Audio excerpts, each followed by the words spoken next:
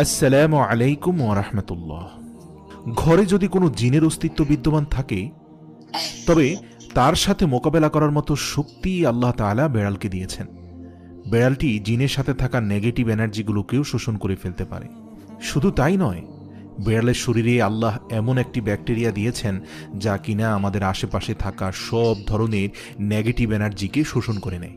এছাড়াও বিজ্ঞানীরা বলছেন, আমরা যখন রাতে ঘুমাতে যাই তখন ঘরে পুষে রাখা বেড়াল সারা রাত ধরে আমাদের শরীর থেকে নেগেটিভ এনার্জি শোষণ করতে থাকে। আল্লাহ রাব্বুল আলামিন বেড়ালের মাঝে কিছু বৈশিষ্ট্য দিয়েছেন, যার কারণে এমন সুন্দর একটি মাখলুক আমাদের রোজকার জীবনের অংশ হয়ে উঠেছে। রাসূল সাল্লাল্লাহু আলাইহি সাল্লাম বেড়াল পছন্দ করতেন এবং বেড়াল পালন করার কারণে তিনি তার এক প্রিয় সাহাবীর ছদ্মনাম দিয়েছেন আবু হুরায়রা, যার শাব্দিক অর্থ দাঁড়ায় বেড়ালের পিতা। কেন একজন মুসলিমের বেড়াল পালন করা উচিত? গবেষণা করে জানতে পারা যায়, আজ থেকে ৮,০০০ বছর পূর্বে